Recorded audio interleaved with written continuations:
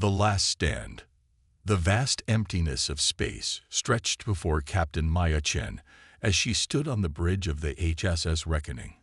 Through the viewport, distant stars glimmered against the black void, peaceful and undisturbed, a stark contrast to the tension that gripped her crew.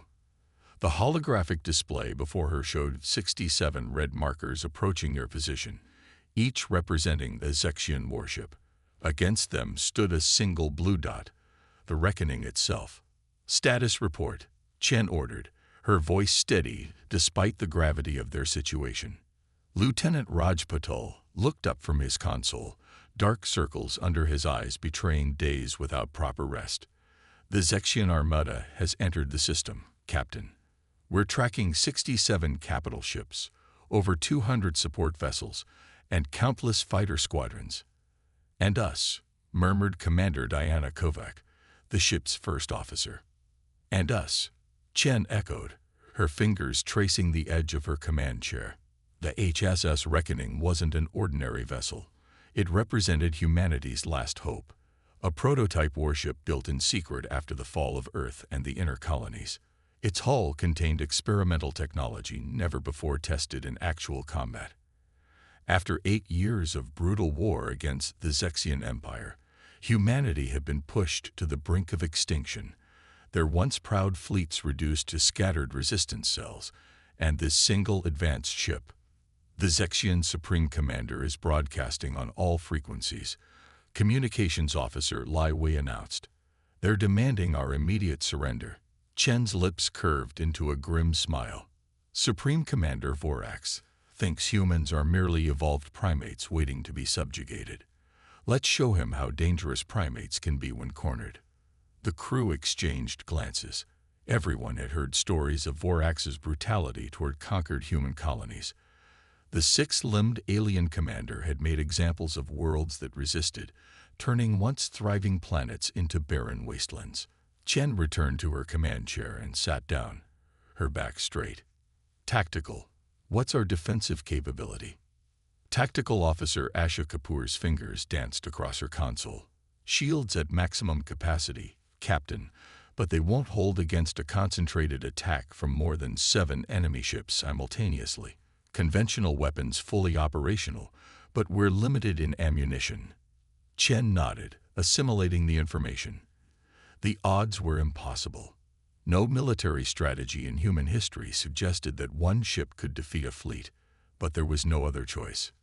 "Communications, open a channel to all stations," Chen ordered. Lieutenant Wei tapped several commands. "Channel open, Captain." Chen took a deep breath. "This is your captain speaking. By now, you all know what we face. The Zexian Empire believes their victory is assured. They see us as weak, primitive, already defeated." She paused, letting her words sink in. "But they don't understand humans. They don't understand that we're at our best when things seem hopeless. They don't understand that our entire history is about beating the odds." Throughout the ship, 423 crew members listened. In engineering, technicians paused their work. In medical, doctors and nurses looked up from their preparations. In the mess hall, off-duty personnel gathered around speakers. "I won't lie to you," Chen continued. "Our chances are slim. But the Reckoning isn't a normal ship, and you aren't a normal crew. Each of you was chosen because you're the best humanity has to offer. Together, we might just pull off a miracle." On the bridge, Commander Kovac watched Chen with quiet admiration. The captain had always had a gift for inspiration. "We carry with us the hopes of every human colony still suffering under Zexian rule. We carry the memory of Earth. And we carry something the enemy cannot understand. The human spirit. Stand ready at your posts. Trust your training. Trust each other." Chen ended the transmission and turned to her bridge crew. "Tactical, show me the enemy formation." The main view screen shifted to display the approaching Zexian armada. The enemy ships moved in perfect geometric patterns, their discipline evident even at this distance. The formation was led by a massive vessel at least 10 times the size of the Reckoning. Supreme Commander Vorax's flagship, the Eternal Dominion. "They're moving methodically," observed Commander Kovac. "They don't see us as a threat."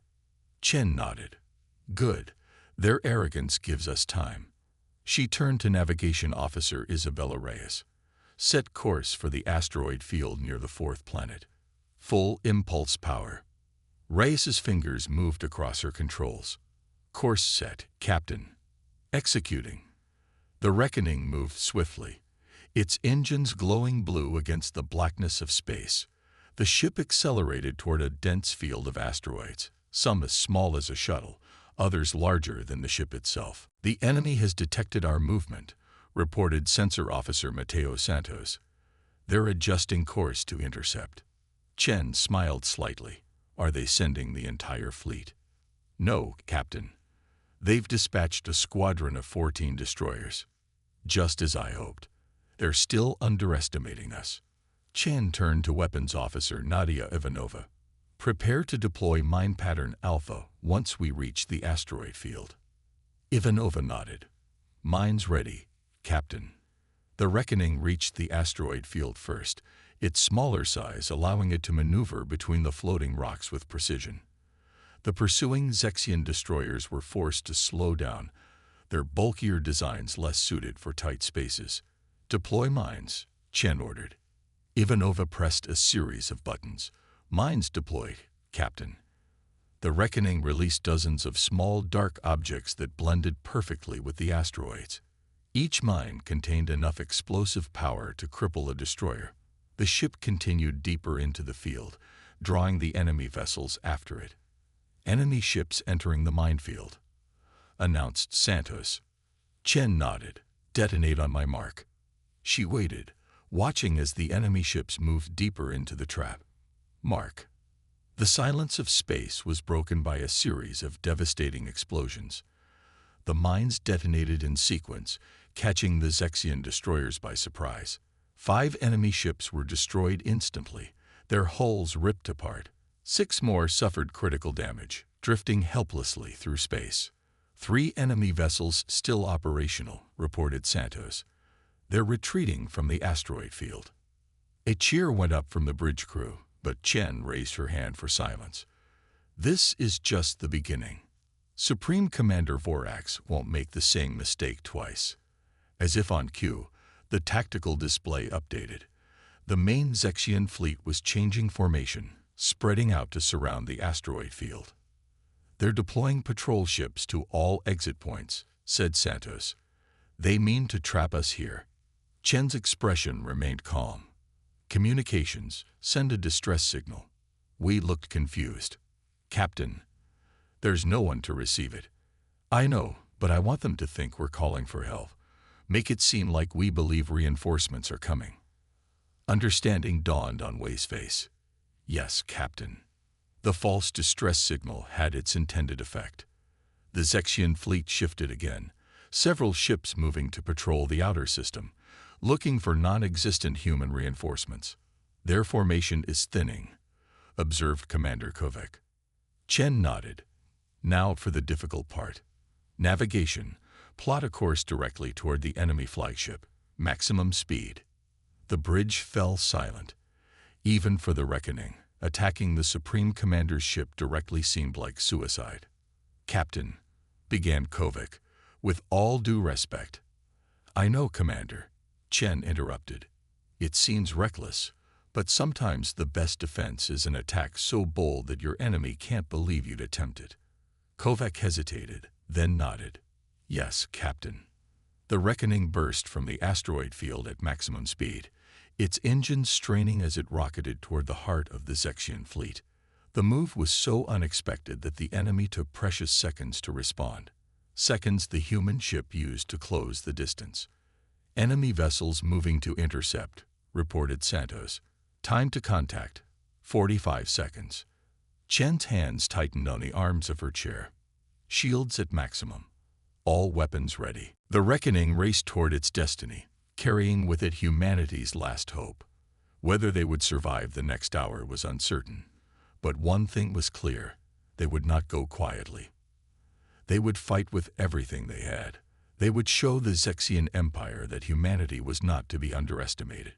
6 months earlier, Captain Maya Chen had stood in a dimly lit underground facility on the colony world of New Horizon, humanity's last major stronghold.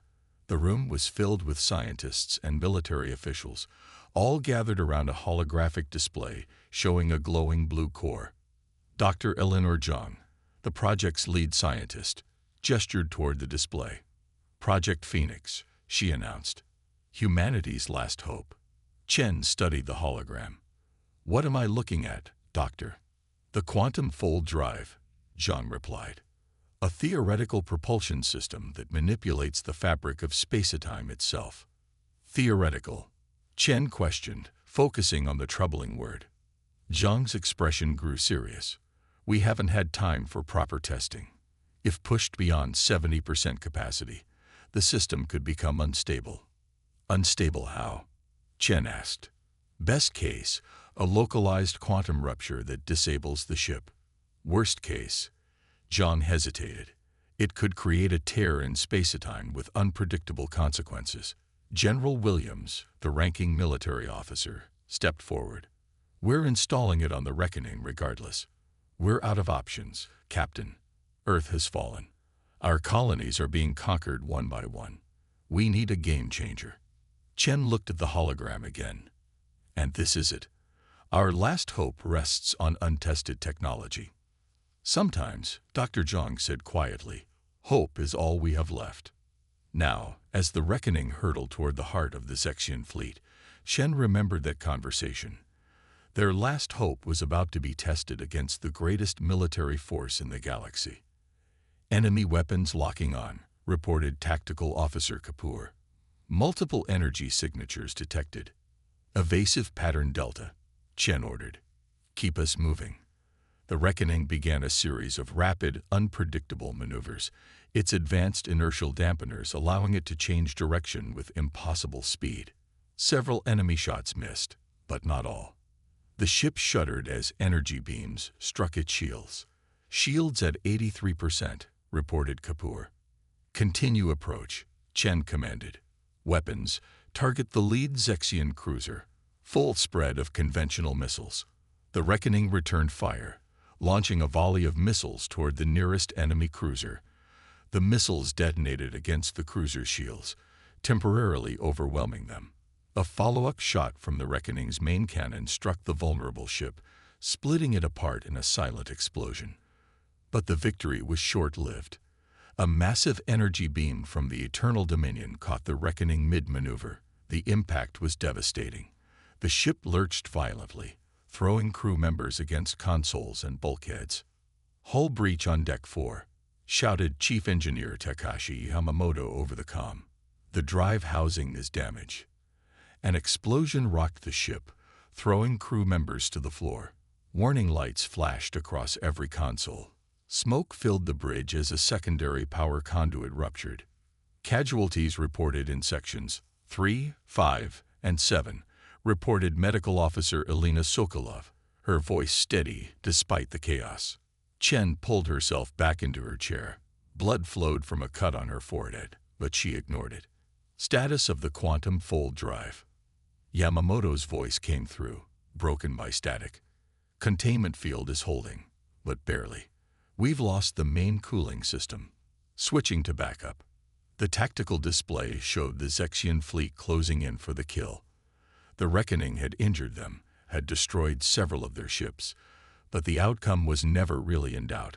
One ship against an armada. "They're broadcasting on all frequencies," Wei reported. "Supreme Commander Vorax says our resistance is futile and unworthy of a species as primitive as humans." Chen wiped blood from her forehead.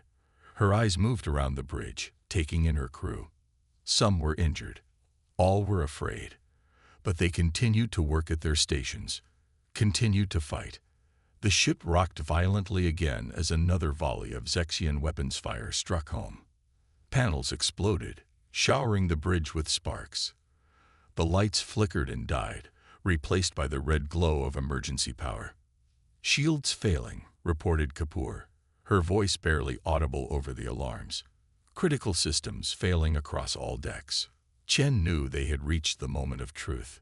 It was time for their desperate gamble. "Engineering," she called. "Prepare the quantum fold drive for emergency activation." "Captain," Yamamoto responded, alarm evident in his voice. "The drive isn't stable. If we activate it now, we die anyway," Chen finished. "At least this way, we take some of them with us." Defiance unbound. In the engineering section of the HSS Reckoning, Chief Engineer Takashi Yamamoto received Captain Chen's order with a mix of dread and determination. The quantum fold drive, humanity's most advanced and dangerous technology, pulsed with unstable energy, its normal blue glow now an angry red. Cooling fluid leaked from damaged pipes as temperature readings climbed into critical ranges. Warning alarms screamed throughout the section, their urgent wailing adding to the chaos. "Captain, the drive is highly unstable," Yamamoto reported, his fingers flying across the control panel. "If we activate it now, I can't guarantee containment." "Understood, Chief," Chen's voice replied. "Do your best." Yamamoto looked at his team, their faces streaked with sweat and grime. "Clear non-essential personnel from the chamber. I'll handle the activation sequence myself." "But sir," began one engineer. "That's an order," Yamamoto commanded. "If this goes wrong, there's no need for all of us to be here." As his team reluctantly evacuated, Yamamoto began the delicate process of preparing the damaged drive for activation. His hands moved carefully over the controls, bypassing safety protocols, adjusting parameters that no sane engineer would touch under normal circumstances. The quantum fold drive was revolutionary, a system designed to manipulate the fabric of space-time itself. In theory, it could create localized distortions in reality, affecting everything from gravity to the fundamental forces that held matter together. But it had never been tested in combat conditions, and certainly never while damage. On the bridge, the situation grew more desperate by the second. 3 more Zexian warships moved into firing position, their weapons charged. "Evasive maneuvers," Chen ordered, but the Reckoning responded sluggishly, its damaged systems struggling to comply. Enemy fire struck the ship again. A support beam crashed down from the ceiling, narrowly missing Lieutenant Y. Officer Kapoor was thrown from her station, landing hard on the deck. "Shields critical," reported Kapoor as she crawled back to her post, blood seeping from a wound on her arm. "One more direct hit, and they're gone." Chen made a quick decision. "Commander Kovac, you have the bridge. I'm going to engineering." "Captain, that's too dangerous," Kovac protested. "This whole ship is dangerous right now," Chen replied with a grim smile. She headed for the door, pausing only to help Officer Kapoor back into her chair. The journey to engineering was harrowing. The corridors were filled with smoke and debris. In some sections, emergency bulkheads had sealed off hull breaches, cutting off the normal route. Chen had to climb through maintenance tunnels, navigating by emergency lighting alone. She passed wounded crew members being treated by medical staff in the corridors. Despite their injuries, many saluted as she passed. Chen acknowledged them with a nod, pushing forward. When she finally reached engineering, the situation was worse than she had imagined. The main doors were sealed, emergency containment protocols in effect. Through the small viewport, Chen could see the drive chamber bathed in red warning lights. Yamamoto worked alone at the main console, his movements deliberate despite the chaos around him. Chen used her override code to enter the chamber. Heat struck her like a physical wall. The air tasted metallic, charged with strange energies. "You shouldn't be here, Captain," Yamamoto said without looking up from his work. "Radiation levels are rising." "Neither should you," Chen replied, moving to his side. "Report." Yamamoto gestured to the drive core. "The containment field is failing. If we activate the drive now, there's a 70% chance of a catastrophic breach. And if we don't, we die anyway," Yamamoto said, echoing her earlier words. Chen nodded. "Can you set it for delayed activation? Give us time to evacuate the crew." Yamamoto shook his head. "The controls are too damaged. Someone has to stay and manage the activation sequence manually." "I'll do it," Chen said firmly. "Captain." The surviving Zexian vessels struggled to escape, but many were caught in the expanding distortion field. The Eternal Dominion itself shuddered as the edge of the field reached it, systems flickering and failing throughout the massive flagship. Inside the engineering section of the Reckoning, Captain Chen expected death. Instead, she found herself suspended in a strange state of existence. Time seemed to slow and stretch around her. The ship's systems, rather than failing completely, entered a state of quantum flux, simultaneously damaged and intact. The quantum fold drive had created something unprecedented, a bubble of altered reality centered on the Reckoning itself. Within this bubble, the normal rules of physics bent and twisted, allowing the ship to continue functioning despite damage that should have destroyed it. Chen found she could still access the ship's systems. Sensors showed the devastation spreading through the Zexian fleet. More than 3/4 of the enemy vessels were destroyed or disabled. The remainder, including the Eternal Dominion, were retreating in disarray. Against all odds, the human ship had won. Hours later, as the quantum effects finally began to stabilize, the Reckoning's long-range communications detected approaching vessels. Chen braced for another Zexian attack, but instead found a small fleet of human resistance ships responding to the distress signal. They had arrived too late for the battle, but just in time for the aftermath. "This is Captain Chen of the HSS Reckoning," she transmitted, her voice weak but determined. "The Zexian fleet has been defeated. I repeat, the Zexian fleet has been defeated." The responding cheers nearly overloaded the comm system. The escape pods were recovered, survivors reunited with their captain whom they had believed lost.